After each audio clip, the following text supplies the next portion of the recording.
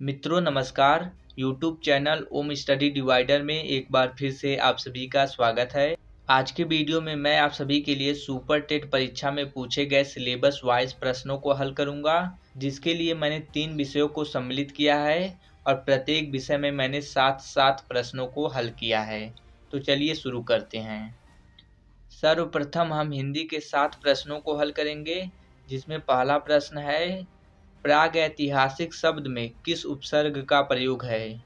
तो उपसर्ग वे होते हैं जो किसी शब्द के पहले प्रयोग किए जाते हैं तथा प्रत्यय वे होते हैं जो किसी शब्द के बाद में प्रयोग किए जाते हैं। तो प्रागैतिहासिक शब्द में प्राक उपसर्ग का प्रयोग किया गया है।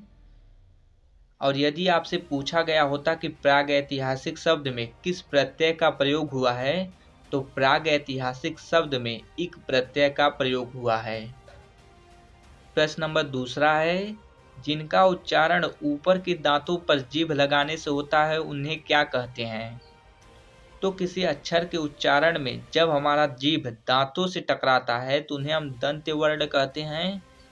दंत वर्ण कौन कौन से हैं, इसे याद करने के लिए एक प्रसिद्ध सूत्र है लितूल सानाम दंता, अर्थात लृ तू अर्थात त वर्ग त थ द ध न ल और छोटा स का उच्चारण स्थान दंत से होता है।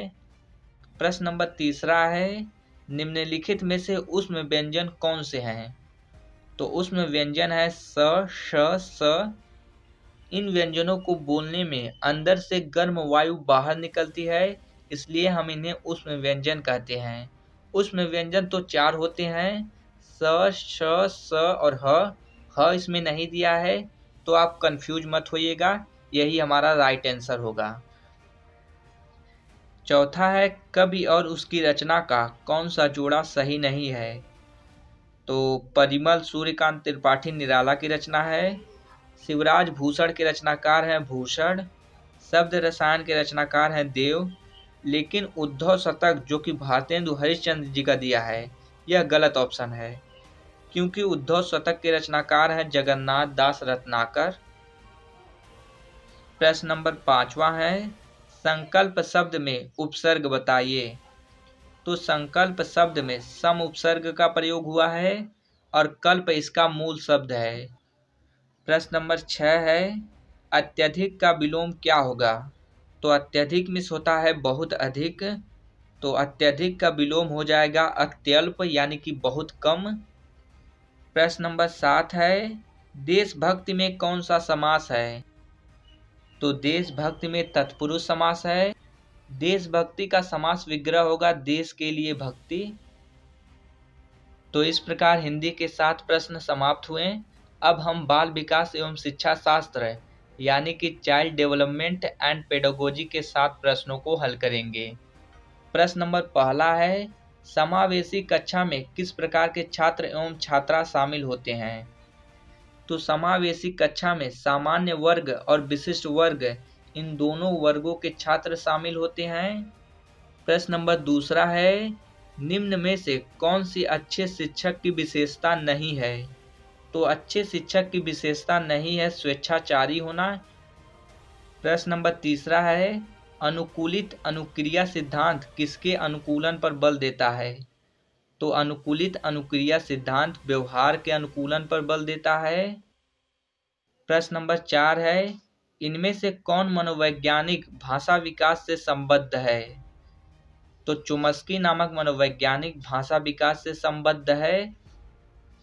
प्रश्न नंबर 5 है, ग्रंथियों के आधार पर व्यक्तित्व के विभिन्न प्रकारों की चर्चा किसने की है।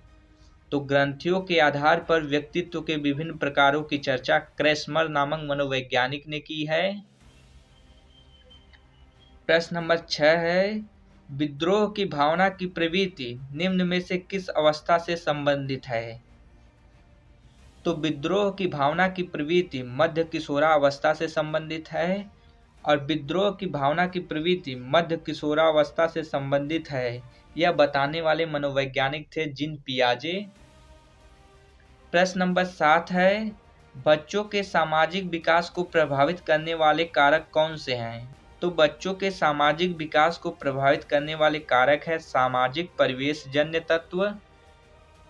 इस प्रकार हम बाल विकास एवं शिक्षा शास्त्र के 7 प्रश्नों को हल कर चुके हैं और अब हम पर्यावरण के 7 प्रश्नों को हल करेंगे। पहला प्रश्न है, दूध से दही बनने की प्रक्रिया को क्या कहते हैं? तो दूध से दही बनने की प्रक्रिया किण्वन प्रक्रिया कहलाती है। प्रश्न नंबर दूसरा है, भारत में प्रोजेक्ट टाइगर कब प्रारंभ किया गया? तो भारत में प्रोजेक्ट टाइगर सन 1973 ईस्वी में प्रारंभ किया गया और भारत में वन्यजीव संरक्षण अधिनियम सन 1972 ईस्वी में बना था। प्रश्न नंबर तीसरा है, संविधान सभा ने राष्ट्रीय गान को कब अपनाया?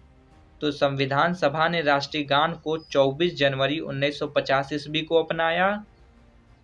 प्रश्न नंबर 4 है, सरिस्का राष्ट्रीय उद्यान कहाँ अवस्थित है? तो सरिस्का राष्ट्रीय उद्यान राजस्थान के अलवर जिले में स्थित है। प्रश्न नंबर 5 है, निम्नलिखित में से कौन सी बायोडीजल की फसल है? तो बायोडीजल की फसल है जेट्रोफा। प्रश्न नंबर 6 है, किस देश में क्रिसमस का त्यौहार गर्मियों में मनाया जाता है? तो ऑस्ट्रेलिया में क्रिसमस का त्यौहार गर्मियों में मनाया जाता है। प्रश्न नंबर 7 है, अंतर्राष्ट्रीय ओजोन दिवस कब मनाया जाता है? तो अंतर्राष्ट्रीय ओजोन दिवस प्रतिवर्ष 16 सितंबर को मनाया जाता है। तो इस प्रकार हमारे पर्यावरण के भी 7 प्रश्न समाप्त हुए। वीडियो पसंद आई हो तो please like, share and subscribe करें। मिलते हैं अगली वीडियो में, तब तक के लिए bye bye and take care.